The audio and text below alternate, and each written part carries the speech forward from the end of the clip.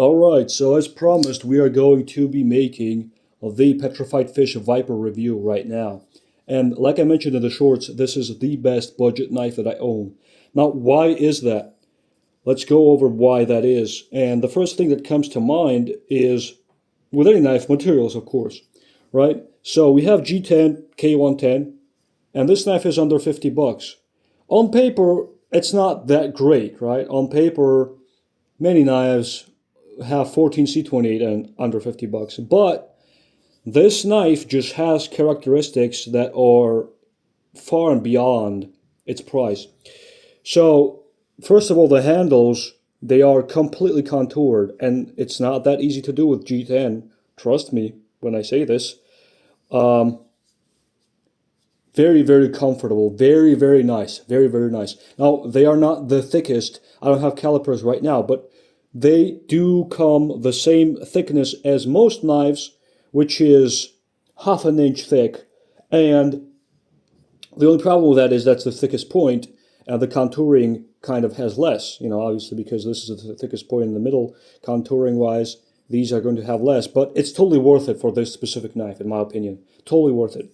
And another thing is the crossbar lock. You can see right here, we have an average budget knife, right? Something more standard, and they're different. They're very different from the standard crossbar sort of activators or actuators. It feels different. It's more rounded, but I like it. I actually like it. This is kind of subjective, but this feels more crispy and refined to touch. Also, if you see me try to shift it from left to right here, no movement at all. Like barely any movement. 99% of all the crossbar locks, you open them up, and it just wiggles. I don't know if you can see, but it just goes left and right, and it just stays in that place. So what that tells me about this knife is that the tolerances on this knife are just better. They are just better.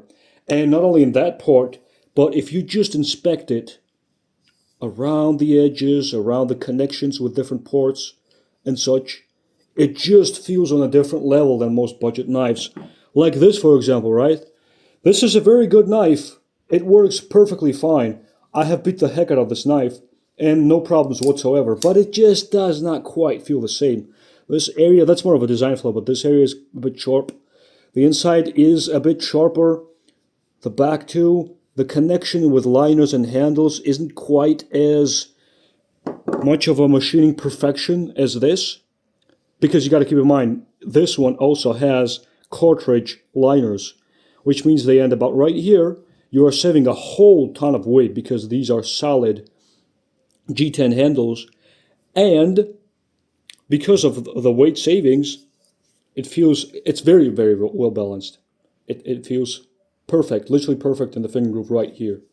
And the pistol grip, the jimping is good. Now the blade, let's get to the blade because this is a very special part of this knife.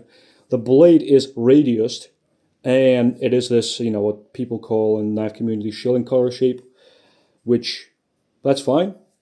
And of course, it's going to be really good for slicing, cutting, standard knife tasks. Probably not so great for stuff like, I don't know, carving, Even though you do get a lesser surface area with the wood, with a radiused edge. That's up to debate, a different topic. And the switch on the back makes the needle, the tip very, very pokey, like a needle, I was going to say. And it's one of the thinnest tips I've ever had, the most precise ones. Now, this being K110 steel, of course, you got to be careful, but this is a performance-based knife. You can hard use it as you would hard use an EDC knife, but not really beyond that. You know what I mean? Now, keep in mind, the stop pin on this, though, is massive. It is absolutely massive, so it will handle all the load you can put on it. The stop pin is maybe 20-30% larger than this on this knife, and this is about standard thickness of a stop pin, maybe even thicker, kind of a little bit. The only problem that I have for its use is that this swedge, again, starts way too early from the very beginning of the blade and all the way up. So if I wanted to push with my thumb, this is very thin right here.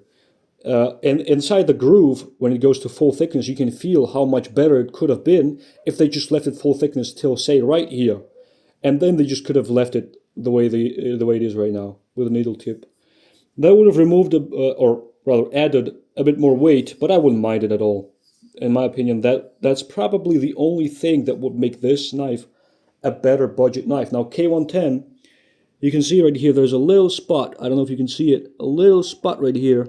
And that's because I left this knife unattended. Let me try to get a focus on it. Right here. Can you see it? Can you even see it? Probably not. Because I tried to wipe it out, it's still the tiny bit presence of it. But the point is that you have to be careful with tool steels. Now that's pretty obvious, right? And K110 is no exception. Granted, I've seen reviews of K110 from Petrified fish being tested, and the HRC is really high. It was like 61, 62. So I would have no issue hard using this knife. The edge does seem to be very slicey too. You can check the size of it, and considering how thin it gets and the size of it, this is a pretty damn low edge angle. It feels like it to me anyway. It slices really good. And so that's that. What negatives do I have for this knife? I don't know. I don't know, to be honest, except for this swedge that is way too early. I'm struggling to get there. I believe, let me check. Yeah, this also does have, let me just see. Yeah, it does have adjustable crossbar lock, so you can dial in the tension. I think I set mine on the heaviest already. That was a while ago. I've had this knife for a long time. And it's great. It's just great. You can also get this in the carbon fiber 12 version. There's also a red one for a bit more. That's actually great. That's actually probably even a better knife than this, though I would wonder about the balance, because it's lighter. But that's besides the point. This variation for the price is still awesome. K110, unpopular opinion, I would actually prefer it over 14C28N.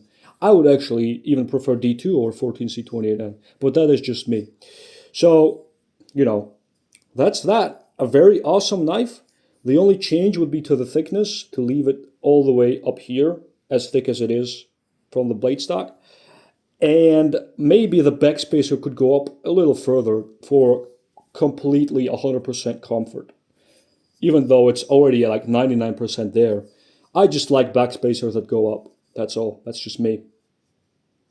Otherwise, I have disassembled this knife. It's awesome. Action's awesome. It will hold up, I'm sure. The size of the stop pin is awesome. That's all. That's literally all you need to know, guys. If you want a knife that is a cutter and a performer, that's it.